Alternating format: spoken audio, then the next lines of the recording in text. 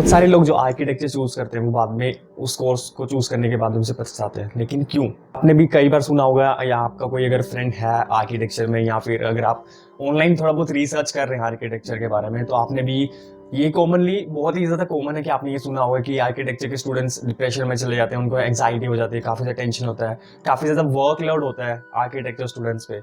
लेकिन ऐसा होता क्यों है? मेजॉरिटी ऑफ द स्टूडेंट्स ऐसा फील क्यों करते हैं कि उन पे बहुत ज़्यादा वर्कलोड आ जाता है, बहुत ज़्यादा प्रेशर आता है, कि वो एंग्जाइटी में चले जाते हैं, डिप्रेशन में चले जाते हैं? ऐसा होता क्यों? जो भी एक स्टूडेंट जिसने अभी जस्ट 12th पास करी है और वो आर्किटेक्चर में शिफ्ट हो रहा है, वो ऐसा फील क्यों करता है? ये सब नेगेटिव थॉट्स, ये सब नेगेटिव एक्सपीरियंसेस उसको क्यों आते हैं? इस वीडियो में हम बेसिकली यही चीजें समझने वाले हैं कि आर्किटेक्चर में आने के बाद स्टूडेंट्स इतना सफर क्यों करते हैं जनरली। ये जो भी आज मैं चीजें बताने वाली है मेरी ऑब्जर्वेशंस हैं, हो सकता है कुछ चीजें वेरी कर सकती हैं, कुछ चीजें और भी हो सकती हैं, बट मैं आपको वही चीजें बताने वाला हूँ जो मैंने खुद ऑब्जर्व करा है अपने अराउंड। तो सबसे पहला रीजन जो मेरे ख्याल से आर्किटेक्चर स्टूडेंट्स यहाँ पे आके सफर करते हैं, that's because they are not ready for the course. क्योंकि अभी एक बच्चा जिसने अभी सिर्फ 12th पास करी है, वो फिर अपना कोर्स चूज करता है, अपने कॉलेजेस ढूंढता है, and then they choose architecture as a career. But do you really think कि आपको आर्किटेक्चर के बारे में इतना मालूम है कि आर्किटेक्चर कैसा कोर्स होता है, या फिर इसमें किस तरह की पढ़ाई होती है, इसमें किस तरह की जॉब्स मिलती हैं, या फिर इसमें वर्क लाइफ बैलेंस कितना रहता है? मोस्ट ऑफ द स्टूडेंट्स इस चीज के बारे में रिसर्च बिल्कुल भी नहीं करते हैं before choosing architecture as a career. इसमें सिर्फ उनकी गलती नहीं है, बल्कि ज्यादा लोग सिर्फ बीटेक को चूज करने वाले होते हैं। इनफैक्ट अगर आप आर्किटेक्चर में ऑलरेडी आ चुके हो तो आप अपने क्लासमेट्स को, अपने बैचमेट्स को ही पूछ के देख लेना कि उन्होंने आर्किटेक्चर क्यों चूज करा था। मोस्ट ऑफ द स्टूडेंट्स का यही आंसर होता है कि उन्होंने आर्किटेक्चर को एज अ बैकअप प्लान रखा था, क्योंकि उन्होंने जेईई मेंस को क्लियर करके एक अच्छा इंजीनियरिंग कॉलेज ढूंढा था ताकि वो बीटेक परस्यू कर सके। मोस्ट ऑफ स्टूडेंट्स जो मेरे बैच में भी हैं, या फिर अराउंड द कॉलेज जिनसे मैंने बात करी है, उनका भी यही रिएक्शन था मोस्ट ऑफ द स्टूडेंट्स का। उन्होंने आर्किटेक्चर को एज अ फर्स्ट प्रायोरिटी उन्होंने रखा ही नहीं था। उन्होंने आर्किटेक्चर सिर्फ एक बैकअप प्लान रखा था कि बाई चांस अगर उनको इंजीनियरिंग में अच्छा कॉलेज नहीं मिलता है तो वो आर्किटेक्चर चूज कर लेंगे। क्योंकि before that when we are in 12th class, हमें आर्किटेक्चर और इंजीनियरिंग ऑलमोस्ट सेम ही लगता है, क्योंकि दोनों ही थोड़ा क्रिएटिव फील्ड्स हैं, दोनों ही थोड़ा प्रैक्टिकल फील्ड्स हैं। तो हमें बीआर और बीटेक में मेजर डिफरेंस नहीं नजर आता है, बल्कि यहाँ पे बहुत बड़ा डिफरेंस है काम को लेके, बहुत बड़ा डिफरेंस है यहाँ के एक्सपीरियंस को लेके, यहाँ पे बहुत बड़ा डिफरेंस है आपकी लाइफ का, कि आप कैसी लाइफ आगे अपनी परस्यू करने वाले हो। तो बिफोर ज्वाइनिंग आर्किटेक्चर आपको ये पढ़ना बहुत ज्यादा जरूरी है कि यहाँ पे किस तरह का वर्क लाइफ होने वाला है, किस तरह की आपको जॉब्स मिलने वाली है, कि आप उस जॉब में खुश होने भी वाले हो। क्योंकि आर्किटेक्चर में ऐसा बिल्कुल नहीं होता कि अगर आपको बहुत ज्यादा हाई सैलरी मिलने वाली है क्योंकि आपने एक अच्छे कॉलेज से स्टडी करा है। इन आर्किटेक्चर अच्छे कॉलेज से पढ़े हुए बच्चे भी ना सफर करते हैं, क्योंकि इस फील्ड में सिर्फ और सिर्फ जो चीज मैटर करती है वो आपकी स्किल्स है, कि आपका स्किल सेट क्या है, आप कितनी जल्दी काम कर सकते हैं, आपको कितनी नई चीजें पता है, आप टेक्नोलॉजिकली कितना एडवांस हो, कितने सॉफ्टवेयर आपको पता है। उन सब चीजों पे आपका डिपेंड करता है कि आप कितना ज्यादा आगे जाने वाले हो इस करियर में। So this is what I think कि फर्स्ट जो चीज है कि आर्किटेक्चर स्टूडेंट्स बिल्कुल भी इस कोर्स के बारे में पढ़ के नहीं आते हैं। जबकि अगर हम बात कंपेयर करें बीटेक के बारे में, तो बीटेक के बारे में हमें सब कुछ पता होता है कि बीटेक की इतनी फील्ड्स होती हैं, आगे आपको इतनी डिविजन्स होंगी, आपको यहाँ पे जॉब लगेगी। बट आर्किटेक्चर को सिर्फ और सिर्फ वो इसीलिए नहीं करते क्योंकि उन्होंने इसको बैकअप प्लान रखा होता है। अगर तो फिर वो लोग जब उसी बैकअप प्लान को एज अ करियर परस्यू करते हैं तो वो लोग सफर करते हैं, क्योंकि उन्होंने पहले वो स्टडी नहीं करा होता कि यहाँ पे कैसा हमारा वर्क लाइफ होने वाला है, कैसा सब कुछ होने वाला है। In fact architecture as a life, as a career is amazing, but you have to be prepared for that. तो इसी के साथ अब हम चलते हैं अपने दूसरे पॉइंट की तरफ जो मैंने ऑब्जर्व करा है। तो सेकंड पॉइंट ये है कि रॉन्ग एक्सपेक्टेशंस। तो किस तरह के एक्सपेक्टेशंस की बात कर रहा हूँ मैं एक्सपेक्टेशंस की बात कर रहा हूँ कॉलेज लाइफ की,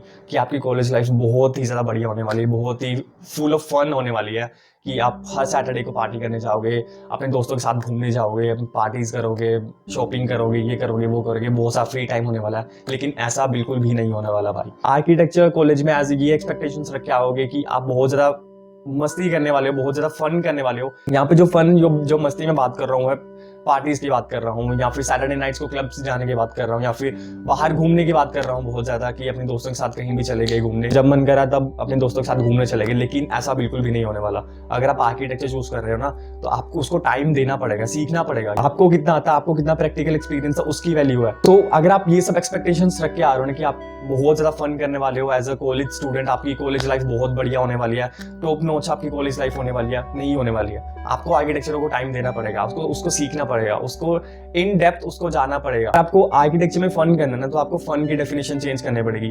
हम एज अ आर्किटेक्चर स्टूडेंट्स हम भी बहुत फन करते हैं, लेकिन हम फन करते हैं अपने काम में। जब पूरी पूरी रात जाके हम काम करते हैं, शीट्स बनाते हैं, एंड देन जब वो शीट्स पैनल होती हैं पैनल बोर्ड्स पे सबसे टॉप पे सबसे आगे, ताकि सब स्टूडेंट्स को दिखे, क्योंकि सिर्फ आपकी शीट्स पैनल हुई है, तो वो सबसे ज्यादा फन होता है, वो उसमें सबसे ज्यादा मजा आता है, क्योंकि आपकी मेहनत जो है, आपका जो काम है वो सबके आगे दिख रहा है, वहां पे सबसे ऊपर दिख रहा है। तो उस चीज को, तो ऐसी एक्सपेक्टेशंस को बनाना सीखिए। तो यही एक्सपेक्टेशंस जो है वो आपको बनाना सीखना पड़ेगा। सही एक्सपेक्टेशंस लेके आओगे ना, तो आप बहुत आगे जा सकते हो इस कोर्स में। इसलिए मैं कहता हूँ कि सबसे पहले, इसलिए फर्स्ट पॉइंट में जैसे मैंने कहा कि अपने कोर्स के बारे में पढ़िए कि आपका कोर्स कैसा होने वाला है, आपका टाइम कितना बचने वाला है। आपने कॉलेज आवर्स को स्टडी करिए कि अपने कॉलेज कितने आवर्स का होगा, कितने आपकी स्टडीज होंगी, कितना आपको फ्री टाइम मिलेगा, उस हिसाब से अपने एक्सपेक्टेशंस को रखिए। इसी वजह से ना काफी सारे कॉलेज स्टूडेंट्स रिग्रेट भी करते हैं आर्किटेक्चर में आने के बाद, क्योंकि उनको बाहर जाने का, मौज मस्ती करने का, दोस्तों के साथ पार्टीज करने का टाइम बिल्कुल भी नहीं मिलता।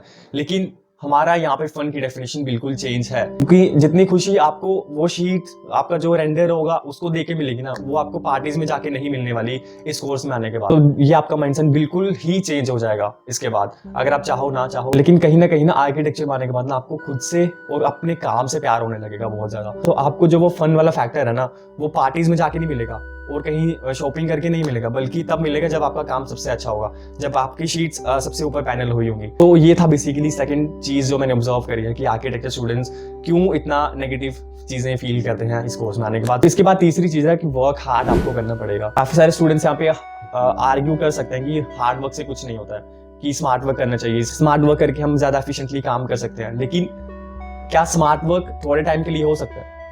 स्मार्ट वर्क भी आपको कंसिस्टेंटली करना पड़ेगा, तभी उसके रिजल्ट्स आपको मिलेंगे। सो अगर आप स्मार्ट वर्क कर रहे हो, हार्ड वर्क कर रहे हो, लेकिन स्मार्ट वर्क में भी आपको हार्ड वर्क करना पड़ेगा, उसको कंसिस्टेंटली करना पड़ेगा, तभी आपको उसके रिजल्ट्स दिखेंगे कि आपने कुछ हटके करा है, हटके सोचा है, तो आपको उसके रिजल्ट्स भी ऊपर दिखेंगे। लेकिन अगर आप ये सोच रहे हो कि मैं सिर्फ जो 10 घंटे का काम है, मैं 2 घंटे थोड़ा स्मार्ट वर्क कर लूंगा तो मेरा काम जल्दी हो जाएगा, ऐसा बिल्कुल नहीं होने वाला। आपको टाइम देना पड़ेगा, सोचने का टाइम देना पड़ेगा, खुद को टाइम भी मैनेज करना पड़ेगा अपना, तभी जाके आपकी सारी चीजें एक साथ हैंडल होंगी। क्योंकि बहुत सारे स्टूडेंट्स जो हैं वो टाइम मैनेजमेंट में ही अटक जाते हैं, क्योंकि पहले उनका जो टाइम शेड्यूल होता है 12th के बाद, क्योंकि 12th में बेसिकली सबका सिमिलर रूटीन होता होगा कि वो स्कूल जाते हैं, स्कूल बेसिकली 12 PM या फिर 1 PM तक मैक्सिमम चलता होगा 12th में सबका। एंड उसके बाद अगर किसी ने ट्यूशन या कोचिंग सेंटर में एडमिशन लिया हुआ तो वो ट्यूशन जाते होंगे शाम को, एंड उसके बाद घर पे आके फिर सेल्फ स्टडी करते होंगे, देन वो सो जाते होंगे, and then similar cycle repeats. लेकिन यहाँ पे आपका जो साइकिल है पूरा गड़बड़ होने वाला है। आप रात को भी जागोगे, दिन में भी जागोगे, अपना काम करोगे, कंप्लीट करोगे, सबमिशंस दोगे, फिर सोओगे, कभी नहीं भी सोओगे। लेकिन ये सब होगा कब? जब आपका टाइम मैनेजमेंट अच्छा होगा। आप ये सब चीजें एफिशिएंटली, एकदम स्मूथली तब कर पाओगे जब आप अपना टाइम को अच्छे से मैनेज कर पाओगे कि इस टाइम में कि मेरे को इतना आवर्स कॉलेज में देना है, इतना कुछ एक्स्ट्रा काम करने में देना है। और ये सब चीजें फॉलो होती है सिर्फ और सिर्फ डिसिप्लिन से। डिसिप्लिन प्लस अगर आप हार्ड वर्क हर चीज में कर रहे हो तो आपको हर चीज में रिजल्ट मिलने वाला ही है। एक बहुत फेमस आर्किटेक्ट ज़ाहिद ने भी यही बोला था कि if you want an easy life don't choose architecture. So इसी थॉट को लेके, इसी कोट को लेके अगर हम आगे बढ़े, तो आपको अगर इजी लाइफ चाहिए, अगर आपको चाहिए कि सब कुछ आपको बिस्तर पे मिल जाए, आपका बिस्तर पे काम हो जाए सब कुछ, तो यहाँ पे नहीं होने वाला है। यहाँ पे फील्ड पे जाके काम करना पड़ेगा, आपको उठ के प्रैक्टिकल एक्सपीरियंस लेना ही पड़ेगा, तभी जाके आप कुछ नया सीखोगे या फिर कुछ नया गेन करोगे, जो कि आपकी स्किल्स में ऐड होगा, जो कि फाइनली आपकी पोर्टफोलियो में ऐड होगा, देन आपकी सैलरी में ऐड होगा। सो ये सब चीजें आपको कंसीडर करके चलनी चाहिए बिफोर चूजिंग आर्किटेक्चर। तो नेक्स्ट थिंग जो लैक करती है स्टूडेंट्स में आफ्टर चूजिंग आर्किटेक्चर, वो है कि वो अपना माइंडसेट बिल्कुल भी नहीं बदलते हैं अभी भी, क्योंकि मोस्ट ऑफ स्टूडेंट्स अभी 12th पास करके उनका वही कंपेटिटिव एग्जाम्स वाला माइंडसेट होता है कि पढ़ना है, मैं 24 घंटे बस रटना है, वैसा ही माइंडसेट लेके वो आर्किटेक्चर में आ जाते हैं। जबकि यहाँ पे बिल्कुल ऑपोजिट माइंडसेट आपको चाहिए। यहाँ पे आपको वैसा माइंडसेट, रटने वाला माइंडसेट नहीं चाहिए बिल्कुल भी। यहाँ पे आपको गेन करना है, प्रैक्टिकल एक्सपीरियंस गेन करना है। इनफैक्ट आपको थोड़ा सा अपने कॉलेज का रूटीन बताता हूँ। मेरे ख्याल से बाकी कॉलेजेस में सेम रूटीन होता होगा। हमें 2 आवर्स का एक लेक्चर होता है and then we study only in those lectures. हम कॉलेज आवर्स के बाद कुछ भी नहीं पढ़ते हैं। In fact we don't even study in our exams time. तो हम उस लेक्चर में इतना गेन कर लेते हैं, इतना ज्यादा प्रैक्टिकल चीजों को गेन कर लेते हैं, जो कॉन्सेप्ट्स होते हैं उनको पकड़ना होता है बेसिकली। आपको रटने की जरूरत नहीं होती यहाँ पे इनफैक्ट रटने वाला कोई काम है भी नहीं। आपको सिर्फ कॉन्सेप्ट्स को पकड़ना है कि आपको डिजाइन प्रिंसिपल्स क्या होते हैं, डिजाइन मेथड्स क्या होते हैं। आपको गहराई में जाके उन चीजों को समझना है, ना कि उन चीजों को रटना है। यहाँ पे जो स्टूडेंट्स रटेगा ना, वो ढंग से डिजाइन भी नहीं कर पाएगा, क्योंकि थ्योरी में कुछ और लिखा होता है, लेकिन जब प्रैक्टिकलिटी में हम चीजें अप्लाई करते हैं तो वो चीजें एकदम ऑपोजिट हो जाती हैं। सो आपको कॉन्सेप्ट्स को पकड़ना है, ना कि चीजों को रटने के पीछे भागना है, जैसे कि हम 12th 11th या फिर स्कूल टाइम में बेसिकली हम करते थे। ऐसा बिल्कुल भी नहीं होने वाला है यहाँ पे। स्ट्रॉन्ग माइंडसेट में हम एक और चीज ऐड कर सकते हैं कि जैसे सबमिशंस का डेडलाइन आ जाता है, बहुत ज्यादा प्रेशर हो जाता है, तो आपको अपना माइंडसेट ये ट्रेन करना है कि आप खुद को पॉजिटिव कैसे बना सकते हैं। मोस्ट स्टूडेंट्स का जिनका काम टाइम पे कंप्लीट नहीं होता ना, उनका माइंडसेट की वजह से ही नहीं होता, क्योंकि उनको लगता है कि वो कंप्लीट नहीं कर पाएंगे and literally they don't complete their work. Back of the mind में उन्होंने अपनी यही चीज बैठा ली है कि चाहे वो कितनी ही कोशिश कर लें, वो काम कर ही नहीं कर सकते कंप्लीट, एंड उसी थॉट को लेके वो अपना जो काम वो कंप्लीट कर सकते हैं या फिर वो 50-60% जितना भी कंप्लीट कर सकते हैं, वो उतना भी नहीं कर पाते हैं, क्योंकि उन्होंने ऑलरेडी अपने सबकॉन्शियस माइंड में ये फीड कर लिया कि उनसे होने ही नहीं वाला, चाहे वो कुछ भी कर लें, चाहे सबमिशन एक दिन एक्स्ट्रा क्यों ना बढ़ जाए, लेकिन उनका काम कंप्लीट नहीं होने वाला। बट माय फ्रेंड, अगर आपको जितना भी हो सकता है, जितना भी आपका कंप्लीट हो सकता है, आप उसमें तो पूरा एफर्ट्स दीजिए। जितना आपके बस की है, जितना आपसे हो सकता है, आप उतना तो कंप्लीट कर सकते हैं ना। But the key factor here is कि आप खुद को पॉजिटिव कैसे रखते हैं, आपको खुद को मोटिवेटेड कैसे बनाए रखते हैं। सो that is the main point जो आपको कंसीडर करना है एज एन आर्किटेक्चर स्टूडेंट। आपको खुद को पॉजिटिव बना के रखना है, कितना भी प्रेशर क्यों ना आ जाए, कितनी भी ज्यादा सबमिशंस क्यों ना आ जाए एक ही डेट पे, लेकिन आपको खुद पे बिलीव होना चाहिए कि आप ये कर लेंगे। अगर आप सोचोगे कि आपसे नहीं होगा तो वो लिटरली नहीं होने वाला है। अगर आप सोचोगे कि हो जाएगा तो ये लिटरली हो जाएगा। ये चीज मैंने खुद एक्सपीरियंस करी है, मैंने खुद अप्लाई करी है, तभी मैं अपने एक्सपीरियंस से आपको ये चीज बता रहा हूँ। तो नेक्स्ट थिंग वो है कि लेटेस्ट टेक्नोलॉजीज के बारे में स्टूडेंट्स को बिल्कुल भी नहीं पता होता। मैं कुछ महीनों पहले जयपुर गया था एक इवेंट के लिए। जयपुर के किसी कॉलेज के मैं स्टूडेंट से मिला, I don't want to name that college. So वहाँ के स्टूडेंट्स लिटरली सेकंड ईयर में थे, थर्ड ईयर में थे, and they don't even know about any softwares about architecture. Can you imagine कि एक थर्ड ईयर का स्टूडेंट सिर्फ AutoCAD जानता है? Can you imagine कि एक सेकंड ईयर के स्टूडेंट को AutoCAD, SketchUp, इनफैक्ट सॉफ्टवेयर के नाम तक नहीं पता है? तो उनको अभी जाके ये चीज फील नहीं हो रही होगी अपने कॉलेज करिकुलम की वजह से, लेकिन जब वो फील्ड में एंटर करेंगे ना, तो उनको ये चीज बहुत ज्यादा फील होने वाली है कि काश उन्होंने सॉफ्टवेयर या फिर लेटेस्ट टेक्नोलॉजीज जो है आर्किटेक्चर के बारे में उनके बारे में थोड़ा पढ़ लिया, तो या उनको थोड़ा सीख लिया होता। If I tell about myself, मैंने आर्किटेक्चर में जाने से पहले ही 2D 3D और रेंडरिंग सॉफ्टवेयर सीख लिए थे। That was the biggest flex for me कि मुझे सब सॉफ्टवेयर आते हैं आर्किटेक्चर में जाने से पहले, और मैं काफी ज्यादा गहराई में सीख रहा था उन सॉफ्टवेयर्स को। एंड नाउ मेरी स्पीड, मेरा एफिशिएंसी एंड मेरी प्रोडक्टिविटी उन सॉफ्टवेयर्स में काफी ज्यादा है बाकी स्टूडेंट्स के comparatively. I am not boasting about my self, but I am just telling कि अगर आप सॉफ्टवेयर को जितना ज्यादा जल्दी सीखेंगे, जितना ज्यादा लेटेस्ट टेक्नोलॉजीज के बारे में जानेंगे, उतना ही ज्यादा आपका फायदा होने वाला है। क्योंकि आज की दुनिया बहुत ज्यादा जल्दी बदल रही है। आपको भी लेटेस्ट टेक्नोलॉजीज AI के बारे में जरूर पता होगा, जरूर आपने सुना भी होगा, ट्राई भी करा होगा। सो आप लोग इमेजिन कर सकते हो कि कुछ सालों बाद ये इंडस्ट्री कहाँ जाने वाली है, आर्किटेक्चर में कितना ज्यादा चेंज होने वाला है सब चीजों को। और अगर